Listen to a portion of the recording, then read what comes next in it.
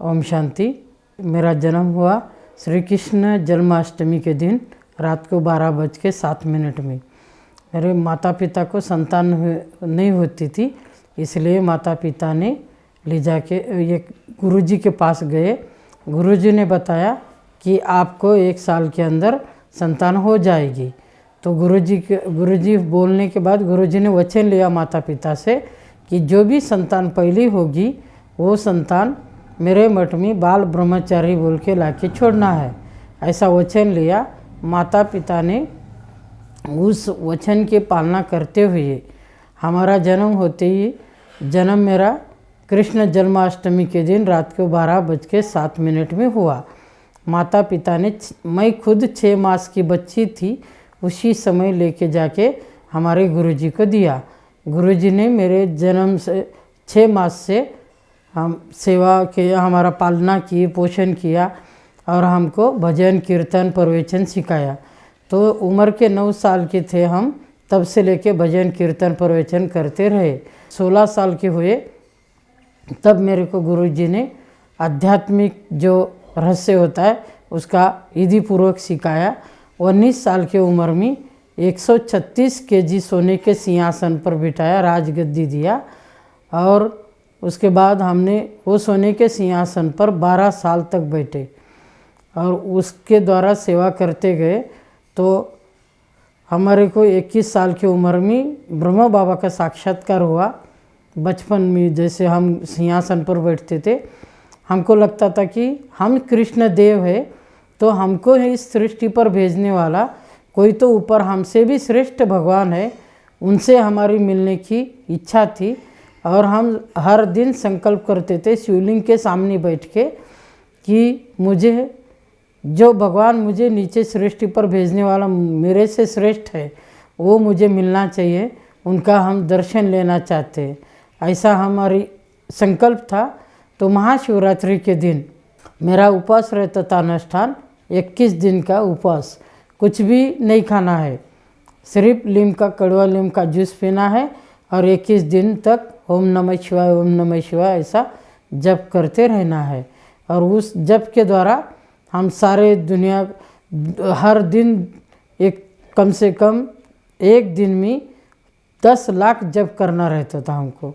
तो वो 10 लाख जप करके हम मौन में रहते थे और मौन में रहते हुए हमको भगवान का साक्षात्कार हुआ।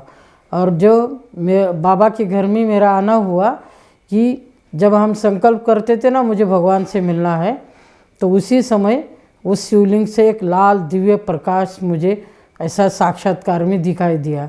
तो हम बोले कि ये लाल जो प्रकाश आ रहा है उसमें से लाइट आके हमारे अंदर शक्ति भर रही है, ये ऐसे हम भगवान को नहीं माना जाएगा कि मेरे जैसा मनुष्य के स्वरूप में आके मुझे भगवान का मुलाकात होना चाहिए।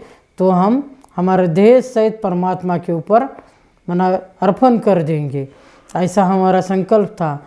तो उस शिवलिंग के द्वारा एक सफ़ेद वस्त्रधारी भगवान का दूत आया और उन्होंने ऐसा बताया कि मीठे बच्चे, आप ये शरीर नहीं हो, आप एक आत्मा हो और आत्मा अमर अविनाशी है, आत्मा मरती नहीं, आत्मा को कोई जला नहीं सकता, आत्मा को कोई काट नहीं सकता, आत्मा को कोई बंदूक की गोली से मार नहीं सकता और पानी में डूबा के उसका जान ले नहीं सकता। आत्मा अमर अविनाशी है, इसी कारण आप शरीरधारी बन के यहाँ पूजा पाठ करते हो, मगर आप एक आत्मा हो। ये मुझे पहले दिन वो साक्षात्कार के द्वारा जो सफ़ेद वस्त्रधारी जो दूत आया मना ब्रह्म बाबा, उन्होंने मुझे बताया कि मैं कौन हूँ, मैं कहाँ से आया, मुझे कहाँ जाना है।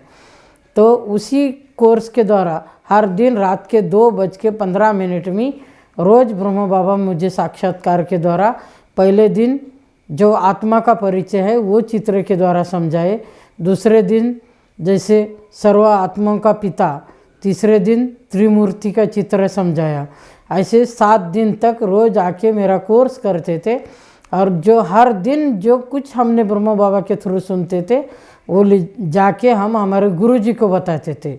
गुरुजी एक सफ़ेद वस्त्रधारी देव आता है और वो बोलता है कि मैं आत्मा हूँ चैतन्य शक्ति हूँ, मैं आत्मा अमर हूँ, अविनाशी हूँ, मुझे मरण नहीं है। हम ऐसे अमर है ऐसा बता के हमको जाते हैं। और हर दिन आके वो जितना समझाते थे उस दिन का उतना जाके गुरु जी को समझाते थे। इधर ब्रह्मा बाबा हमारा कोर्स करते थे, उधर हम जाके गुरु जी को वही अनुभव बताते थे। तो मेरा इधर बाबा के थ्रू कोर्स हुआ और उधर हमारे थ्रू मेरे गुरु जी का कोर्स हुआ। और ऐसे करके हम अभी फ़िलहाल वो 500 लोगों को वहाँ पे ज्ञान दिए हमारे द्वारा। जैसे ब्रह्मचारी जितने भी लोग हैं तो 350 लोग रोज़ का मुरली क्लास सुनते हैं हमारे मठ में। और वो मठ में भी सब सहयोगी है।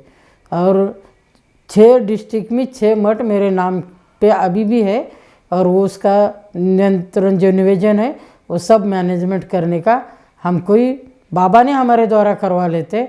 अभी बाबा के ज्ञान में आने के बाद जैसे कोई दीदी या कोई कुमार या कोई माता ऐसे मेरा कोई कोर्स नहीं किया, साक्षात्कार के द्वारा मेरा कोर्स हुआ। और उसके बाद एक माता जी को ज्ञान मिला था, वो हमारी पहले शिष्य थी। और बाद में उसको ज्ञान मिलने के बाद उन्होंने महाशिवरात्रि के दिन 10 साल के बाद वो माता जी आई होगी, लगभग 7-8 साल के बाद वो मठ में शिवरात्रि के दिन प्रदर्शनी लेके आई और हमसे परमिशन मांगने आई कि गुरुजी हमको परमिशन चाहिए। और किस लिए? तो वो जो ओम शांति का है शिव बाबा का हम परिचय देने वाले हैं यहाँ पर। और वो आध्यात्मिक ज्ञान है आत्मा परमात्मा का, वो सुनाने वाले हैं। तो हम बोले ठीक है ले लो परमिशन, और क्या चाहिए क्या नहीं चाहिए हमको बता दीजिए। तो परमिशन ले के उन्होंने बहुत बड़ा पेंडल डाला, क्योंकि मठ में बहुत जगह है। तो उन्होंने पेंडल डाल के वहाँ पे वो सेवा शुरू की और मेरे को बोले कि आप इसका उद्घाटन करने के लिए आना है। तो हम उद्घाटन करने के लिए गए। तो जाने के बाद वो रिबन काटे और उसके बाद उन्होंने माता जी बोला 2 चित्र के ऊपर आपको समझाएंगे हमारी दीदी जी। हमारी दीदी आई, मैंने उनकी दीदी भी आई थी। तो वो दीदी जी हमको समझाने के लिए वो पेंडाल के अंदर लेके गए। तो जाने के बाद जो पहला पाठ हमको ब्रह्मा बाबा ने समझाया था वही पाठ हमने वो दीदी के द्वारा थोड़ा सुना। तो फिर दीदी को बोले ये तो रोज़ हमको ये सफ़ेद वस्त्रधारी बाबा आते हैं और वो मैं कौन हूँ, मैं कहाँ से आया हूँ, मुझे सब समझा दिया है, मुझे ये कुछ समझाने का नहीं है। तो फिर वैसे ही हम चलते चलते त्रिमूर्ति के चित्र के पास गए। तो त्रिमूर्ति चित्र के पास जाने के बाद वहाँ पर ब्रह्मा बाबा का फ़ोटो देखे तो हमको लगा कि यही भगवान आके हमको इनके द्वारा समझा रहे थे। ऐसा बोल के वो दीदी को बोल दिए। तो दीदी ने बताया कि आप सेंटर में एक बार पधारिए। तो हमारी इच्छा थी कि भगवान को हम खोजते थे कि हमको सेंटर में जाना है। तो दीदी ने बताया, वैसे शिवरात्रि का कार्यक्रम होने के बाद हम दूसरे 2-4 दिन में सेंटर पर गए। तो उस दिन गुरुवार था, सदगुरुवार का भोग लिए और गुरुवार की मुरली सुने। तो हमको बहुत अच्छा लगा कि जैसे कल्प कल्प हम यहाँ पर आए हैं और यहाँ बार बार आके, पहली बार नहीं आए ऐसे बार बार आए हैं और रोज़ हम ये मुरली सुने हैं, ऐसा हमको लगा। तो बहुत आनंद और बहुत अच्छा लगा। जैसे मुरली सुनते समय स्वर्ग में गए हम, ऐसा स्वर्ग लोक का हमको साक्षात्कार हुआ। जैसे मुरली ख़त्म हुई वैसे दीदी को हम बोले हम रोज़ यहाँ आके मुरली सुन सकते हैं क्या? तो दीदी ने बोला रोज़ आने का, मुरली सुनने का और आपके मठ में जाने का। तो हम सोचे रोज़ जाएंगे, मठ में जाएंगे तो वो लोग क्या बोलेंगे क्या नहीं। ठीक है, ऐसा थोड़े दिन किए, 2-4 महीने, एक महीना तक वैसे किए। फिर 1 महीने के बाद हम क्या किए, एक स्वर्णिम भारत रथ यात्रा गाड़ी बनाए। उस गाड़ी के द्वारा पूरे भारत में 40 दिन हुआ था गाड़ी बना के हम माउंट आबू गए। और माउंट आबू जाके प्रकाश मणि दादी जी से परमिशन लाए और पूरे भारत में 6 साल तक भ्रमण करके बाबा ने मेरे द्वारा ये अद्भुत सेवा करवा ली। हर गांव में जाके संदेश देने का। जब 2004 में एक मुरली में ऐसा बाबा के महावाक्य थे कि जो बच्चा निर्बंधन होगा वो बच्चा घर घर में जाके संदेश देने की सेवा करेगा, ऐसा बाबा ने मुरली में महावाक्य में बोला। तो हमको लगा कि ये जो सेवा है ये हमारे लिए है, क्योंकि 6 मास के बच्चे थे तब से माता पिता, रिलेशन, भाई भाई, चाचा, मामा, काका, कोई रिलेशन पता नहीं, आता नहीं। अभी मुझे 50 साल हो गया उम्र के शरीर को, तो भी मुझे कोई मेरा रिलेटिव पता नहीं है, ना हम उनका पता जानने की कोशिश किए, ना वो मुझे पहचानते ना मैं उनको पहचानता हूँ। तो मुझे उस मुरली के द्वारा ये प्रेरणा मिली कि जो बच्चा निर्बंधन है वो मेरे लिए बाबा ने स्वयं भगवान परमात्मा मुझे बोला, ये मेरे को बहुत खुशी हुई। और वो संदेश सेवा देने की हम किए और बाबा मेरे द्वारा वो सेवा करवा लिए। ऐसा हमारे द्वारा 6 साल तक गाड़ी की सेवा करके हम बाबा के ज्ञान में, उस तब से हमको बाबा का ज्ञान इतना अच्छा लगा कि बहुत अच्छा लगा कि बाबा के ज्ञान के जैसा सच्चाई महामंडलेश्वर में नहीं, ना कहीं नहीं। ये मुझे सत्य ज्ञान मिला और स्वर्ग में जाने का रास्ता मिला। इसके वजह से हम बहुत खुश और आनंद है। वर्तमान समय अभी बाबा की सेवा उस्मानाबाद सेंटर, धाराशिव, महाराष्ट्र, वहाँ पे सोलापुर सब जोन में सेवा देते हैं।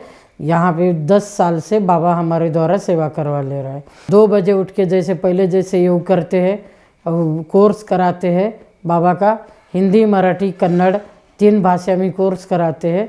और पुरुषार्थ अपने लिए 2 बजे उठ के योग करना, सबको योग कराना, सुबह उठना, सभी को योग के लिए, पुरुषार्थ के लिए बुलाना और अपनी खुद के लिए स्वोन्नति के लिए खुद अपना जो 2 बजे के पहले से 2 बजे उठ के पुरुषार्थ करते थे, उसी समय से अभी तक भी हमारा 2 बजे उठ के योग करने का पुरुषार्थ चलता है हमारे लिए। ब्राह्मण भाई बहनों के लिए निस्वार्थ सेवा करो, निरसंकल्प रहो, निर्विघ्न रहो और पुरुषार्थ करने में दूसरों के विचार छोड़ो और अपना इच्छा सो इच्छा से सो पुरुषार्थ करने के लिए। और जैसे महान बनना है तो अपने लिए पुरुषार्थ करो और अच्छा रहो। जैसे हम तंदुरुस्त है, जब तक मन तंदुरुस्त नहीं होता तब तक तन तंदुरुस्त नहीं होता। और आप भी सबको संदेश देने की सेवा करो। बाबा बोलता है सब आपने जैसा सबको बनाने की सेवा करो और मन को अच्छा रखो। ओम शांति।